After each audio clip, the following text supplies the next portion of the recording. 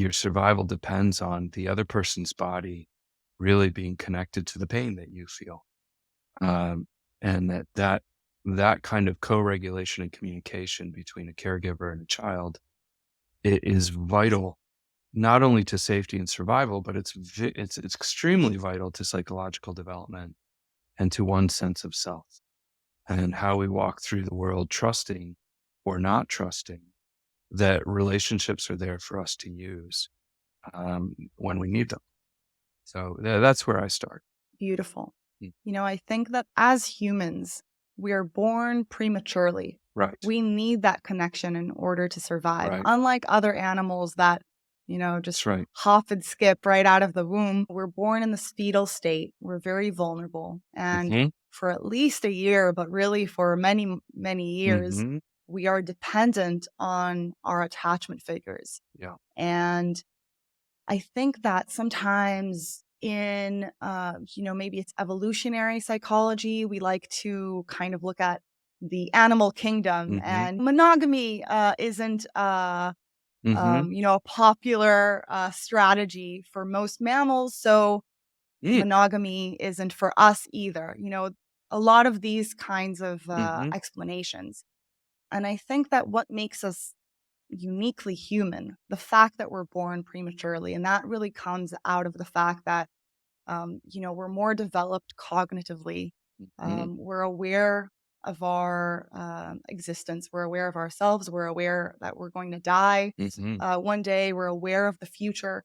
All of these things come together and make us human. And there's something about that connection to another human being that makes all of that bearable. It makes going through the Mm. world less painful. And, Sue has this thing in her book, Love Sense. She talks about, I think it's a study that she did with Cone as well, where they put women in an fMRI machine. Are you aware of this one? I think so. Holding the Go ahead. hand. It's a good one. Yeah. Right, Yes. right, right. So they're holding the hand of their partner, or in another condition, the hand of a stranger, or in yet another condition, no hand holding whatsoever.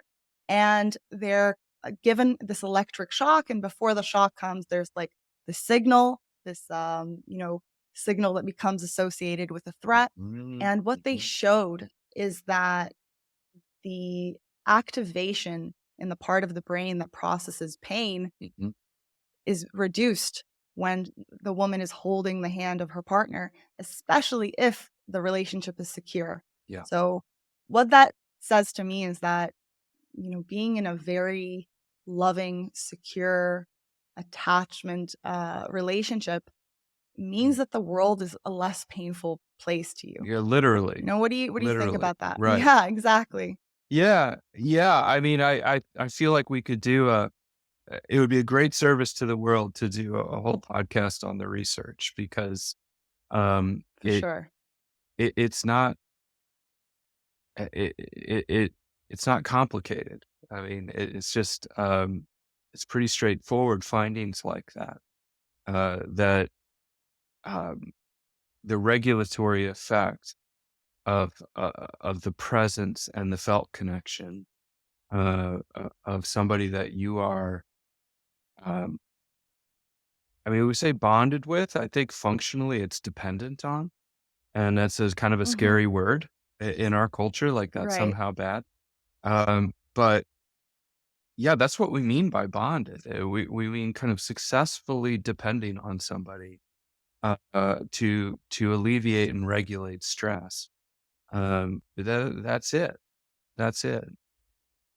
And, you know, so I think if I'm remembering right, I mean, some hand is better than none, but it's not as Right. powerful as one where there's a secure connection.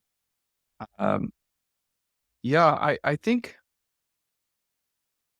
it brings up for me, just to help folks understand this. I find the secure base and safe haven concepts like particularly helpful, and this is John Bowlby who developed this theory.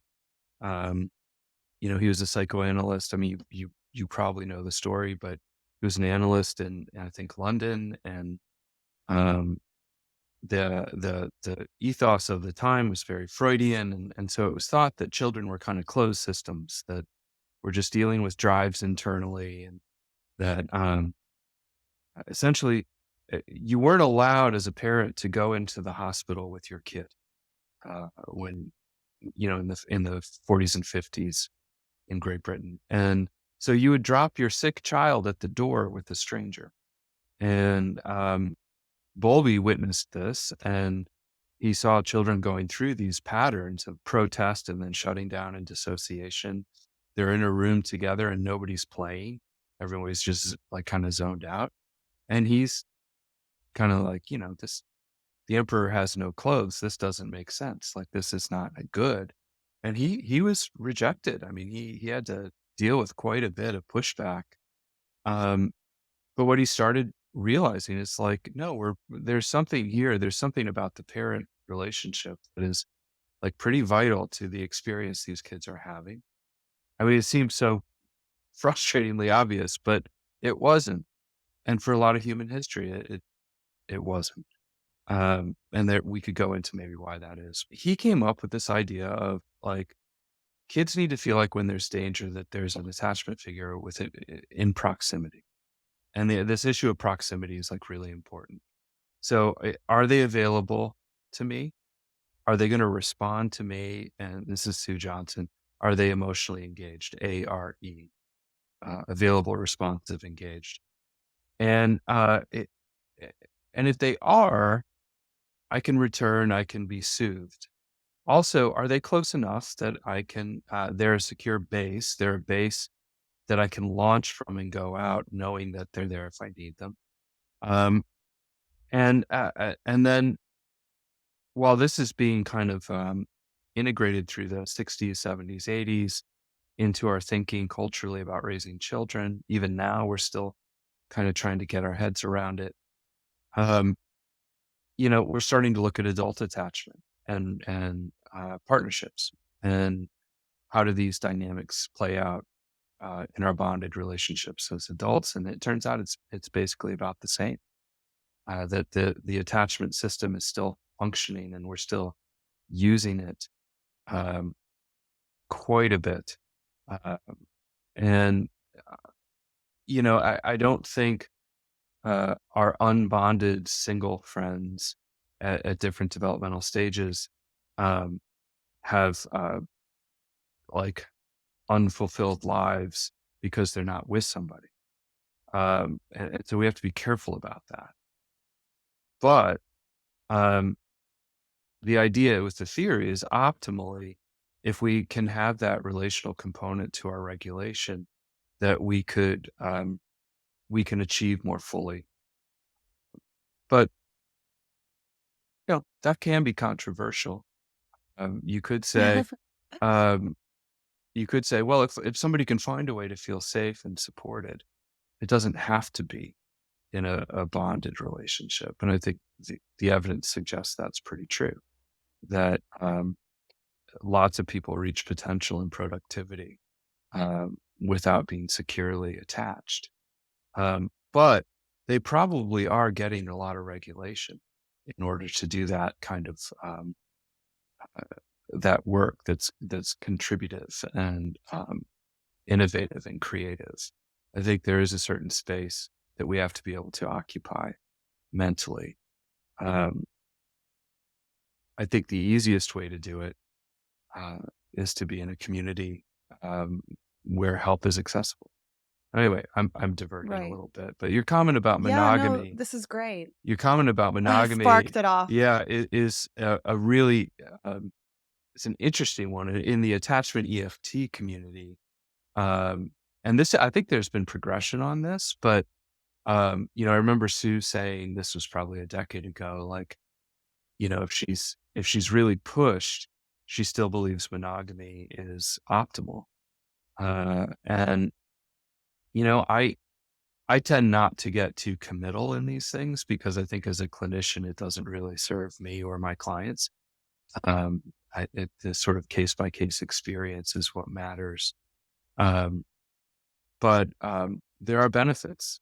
There are clear benefits to um, that sense of commitment, um, kind of putting parameters on things that then don't feel like they have to be constantly evaluated. So you brought a lot up there.